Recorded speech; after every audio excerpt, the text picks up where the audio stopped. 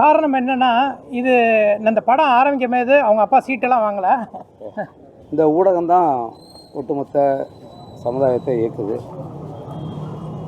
சமுதாயத்தை காக்கிற 4 தூண்களில் ஒன்று. மிக வலிமையான ஒரு ஊடகம். இந்த ஊடகம் இது போன்ற படைப்புகளை தான் வெளியில் கொண்டு போகணும். அது எதுக்காக கொண்டு போகணும்னா, இந்த தயாரிப்பாளர் நிறையா பணம் சம்பாதிக்கணும், அப்புறம் திரையரங்கு வச்சுருக்கவங்களாம் நிறையா சம்பாதிக்கணும், அப்புறம் நடித்தவங்கெல்லாம் கோடிக்கணக்கில் வாங்கணும், அதுக்காக இல்லை. இந்த சமுதாயம் மேம்படணும், அடுத்த கட்டத்துக்கு இந்த தலைமுறை போகணும். அந்த வகையில் இது ஒரு முக்கியமான படமாக நான் கருதுகிறேன். நீங்கள் படம்லாம் பார்த்துட்டு வந்திருக்கீங்க, பார்க்க போகிறீங்க. இந்த படத்தை நான் பார்த்த பிறகு எனக்கு கதை தெரியாது. நான் பல முறை சொல்லியிருக்கேன்னு நினைக்கிறேன். என் மகன் இதை நடிக்க போகிறேன்னு சொன்னப்போ எனக்கு கதை தெரியாது. நான் கேட்குறதுக்கு முன்னாடி அவர் சொல்லிட்டார், அப்பா அந்த கதையை நீங்கள் கேட்காம இருந்தால் தான் நான் நடிப்பேன். அப்படியா, சரி. இந்த படம் தான் எனக்கு முதல் படமாக வரணும். சரி, ஏன்னா அவர் 12 ஆண்டுகளாக இந்த துறையில் தன்னை வளர்த்துக்கிறதுக்காக வெறும் உடம்பை மட்டும் வளர்த்துக்கல, அறிவையும் சரியாக செம்மைப்படுத்தி எதை படிக்கணும், உலக சினிமாவை பார்க்கணும், எல்லாம் தெரியணும். கிராமம், நகரம், மக்களோட வாழ்க்கை, இதில் முழுமையாக அவர் செயல்பட்டிருக்கார். அது எனக்கு ரொம்ப பிடிச்சது. அப்புறம் படம் பார்த்த பிறகு ஒரு பெரிய நம்பிக்கை வந்துச்சு.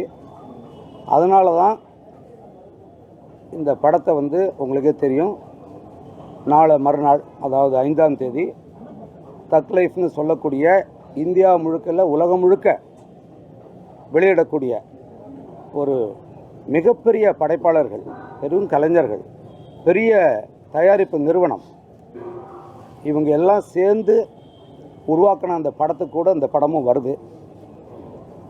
அது காரணம் என்னென்னா, இந்த நேரத்தை விட்டால் அந்த படம் வராது.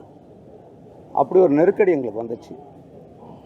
இந்த படத்தை தயாரிப்பாளர் வெளியிட நினச்சது தீபாவளிக்கு, போன தீபாவளிக்கு, அதன் பிறகு கிறிஸ்மஸுக்கு, அப்புறம் பொங்கலுக்கு, அதன் பிறகு இந்த விடுமுறைக்கு, அப்புறம் இந்த தமிழ் ஆண்டு பிறப்புக்கு, இப்படி தள்ளிகிட்டே போய் எப்போ வெளியிடலான்னு பார்த்தா, ஏன்னா ஒவ்வொரு முறையும் பார்த்தா பெரிய படங்க, இப்போ விடாதீங்க, இது சின்ன படம், இப்படியே சொல்லி சொல்லி சொல்லி எடுத்துகிட்டு வந்துட்டாங்க. ஆகஸ்ட்டுக்கு அப்புறம் தாங்க இந்த படம் வரும்னு சொன்னோடனே இது சரியாக வராது அப்படின்னு நாங்கள், ஏன்னா ஏற்கனவே தேதி அறிவித்து அதை வெளியிட முடியாமல் போய் தான் இந்த முறை அது அறிவிச்சிருக்கு. திரையரங்கு உரிமையாளர்கள்லாம் நம்ம கேட்டோம் என்ன செய்யலான்னு. அப்போ அவங்க கொடுத்தது என்னென்னா, இது போன 23ஆம் தேதியை விட ஆகஸ்ட் 5 வாங்க, நமக்கு தீபாவளி பொங்கல்லையே 2-3 நடிகர்கள் படம் வருது, இப்போ ஒரே படம் தான் பெரிய படம் வருது, அதனால் உங்களுக்கு கட்டாயம் 150 திரையரங்கு தான் கேட்குறீங்க, அது கிடைச்சிரும் அப்படின்னாங்க. அதை நம்பி நாங்கள் எல்லா வேலையும் பண்ணிட்டோம். இன்னும் 24 மணி நேரத்தில் மக்களுடைய பார்வைக்கு போக போகுது. ஆனால் இந்த நொடி வரைக்கும் அந்த 150 திரையரங்களுடைய அது எங்கே வெளியாக போகுது, எந்த காட்சி ஒன்றுமே எங்களுக்கு தெரியல. ஒன்றும் எங்கே சூரட்டியை அடித்து வச்சுட்டு உட்காந்துட்ருக்கோம், எந்த ஊரில் போய் ஒட்டுறது என்ன செய்யணும்னு தெரியாமல் இருக்குது நிலைமை. ஒரு நம்பிக்கை இருக்குது, ஏன்னா திரையரங்கு உரிமையாளர்கள் கொடுத்துருக்காங்க, எல்லாம் நாங்கள் சொல்கிறோங்கன்னு அப்படியே ஓடிக்கிட்டே இருக்குங்க. ஆனாலும் இது கொஞ்சம் ஒரு வரைமுறைக்குள்ளே இது இந்த பதற்றம்லாம் தேவையில்லை. இது வெறும் பேரன்பும் பெருங்கோவம் படத்துடைய சிக்கல் இல்லை. இது படைப்பாளியுடைய சிக்கல் மட்டும் இல்லை, இந்த சமுதாயத்தோட சிக்கல். மிக நல்ல திரைப்படங்கள் உருவாகாமல் போகிறதுக்கான பெரிய சிக்கல் இது. திரையரங்கில் படங்களை வெளியிடும்போது அதுக்கான வரைமுறையை உருவாக்கணும். இங்கே இருக்கிற அமைப்புகள் அதை உருவாக்க தவறிக்கிட்டு இருக்காங்க. ஏன்னா ஒவ்வொரு அமைப்புலேயும் 3-4 பிரிவுகள் உருவாயிட்டாங்க. இனி இவங்கள நம்பி எதுவுமே பண்ண முடியாது. இனி அடுத்த கட்டத்துக்கு இது யார் முடிவெடுக்க போகிறாங்க தெரியல. நிச்சயமாக இந்த படம் ஒரு 150 திரையரங்கத்தில் வரும்னு நாங்கள் நினைக்கிறோம். வரும்போது நீங்கள் பார்த்து ஆதரவு கொடுங்க. ஆதரவுங்கிறது என்னென்னா, மீண்டும் சொல்கிறேன், எனக்கு தெரிஞ்சு தமிழகத்தினுடைய முக்கியமான ஆளுமைகள் இலக்கியத்துறையில், மொழியில், அரசியலில், இந்த திரைப்படத்துறையில் இதில் இருக்கிற எல்லாரையும் நான் வந்து அழைச்சேன், அந்த படத்தை பாருங்கள் அப்படின்னு. எந்த படத்தையும் நான் அழைச்சதே இல்லைங்க.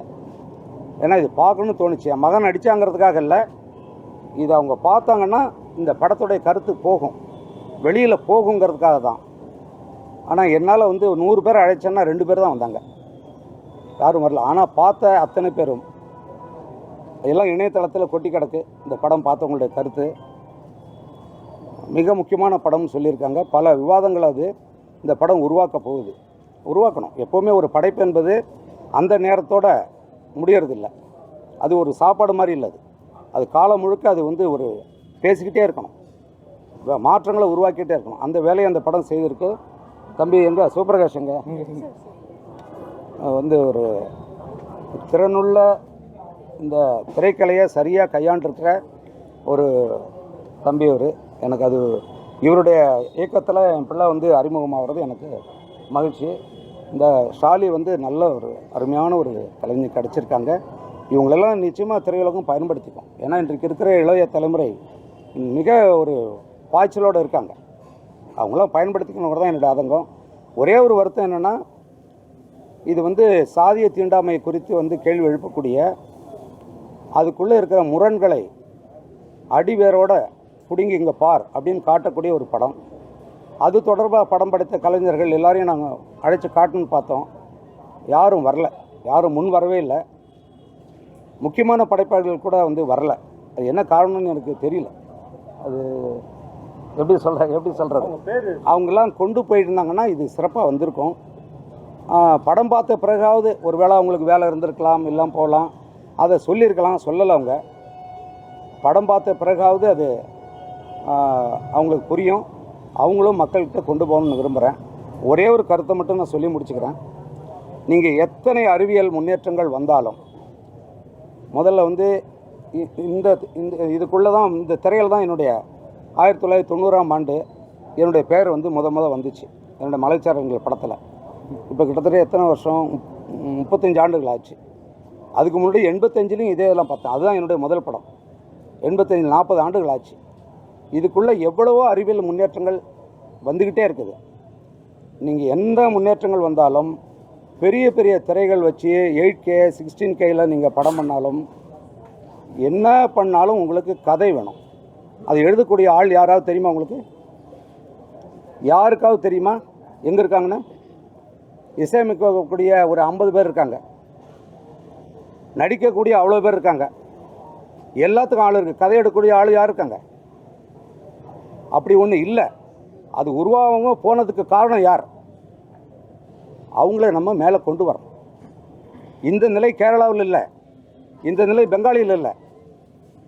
அங்கே ஒரு படத்தை வந்து அடையாளம் காண்றதே அந்த கதை எழுதணும்னு வச்சு தான் அந்த படத்தை சொல்லுவாங்க. அந்த கதை எழுதணும்னு வச்சு தான் உலகம் முழுக்க சொல்கிறாங்க. இங்கே அது இல்லவே இல்லை. அந்த நடிகர் முகத்தை வச்சு சொல்லிக்கிட்டு இருக்கோம் இன்னமும். அதனுடைய சீர்கேடால் தான் இப்போ வந்து நாங்கள் இந்த 150 திரைக்கே இயங்கிக்கிட்டு இருக்கோம். ஆனால் சிறந்த படைப்புகள் எப்போதுமே நிற்கும், கொஞ்சம் காலதாமதம் ஆகும். மற்றபடி வேறு ஒன்றும் இல்லைங்க. ஒரு எனக்கு மகிழ்ச்சியாக இருந்தது. ரொம்ப நெடுநாள் கழிச்சு எவ்வளவு நண்பர்களை நான் பார்த்தேன் இந்த ஊடகத்துறையில். நான் இந்த இடத்துல நிற்கிறதுக்கு காரணம் ஊடகம் தான். எவ்வளோ எழுத்தாளர்கள், அந்த காலத்தில் இருந்தவங்களாம் எழுத்தாளர்களாக இருந்தாங்க. வெறும் நுனிப்புல் மேயரை வந்து செய்தியை சேகரிக்கிற ஆட்கள் இல்லை. அவங்களுக்கு வலிமையான பேனா இருந்துச்சு. அவங்களெல்லாம் நான் சந்தித்தேன். அந்த மகிழ்ச்சி எனக்கு போதுமானதாக இருக்குது. வேறு என்ன சொல்ல, ஒரு நல்ல எனக்கு பிடிச்சிருந்தது. விஜித்தை வந்து ஒரு சரியான படத்தை தேர்ந்தெடுத்திருக்காரு. என்னுடைய முடிவே இல்லாமல் அவரே அதை பண்ணியிருக்காரு. அந்த வகையில் எனக்கு மகிழ்ச்சி. இந்த கலைஞர்களை வந்து நிச்சயமாக தமிழ் சினிமா வந்து கைவிடாதுன்னு நினைக்கிறேன். நன்றிகள், வணக்கம். ஐயா, வாழ்த்துக்கள். ஜாதி ஒழியணும் அதெல்லாம் சொன்னதான் வாழ்த்துக்கள். ஆனால் இதே ஜாதி கட்சியில் சீட்டு வாங்கி நின்ன பையனையே தேர்ந்ததுக்கான காரணம் என்ன? காரணம் என்னன்னா, இது இந்த படம் ஆரம்பிக்கும் போது அவங்க அப்பா சீட்டெல்லாம் வாங்கலை. இல்லை நீங்கள் யார்? உங்கள் பேர் என்னங்க? பாலா. சரி. தமிழ்நாட்டில் சாதி இல்லாமல்,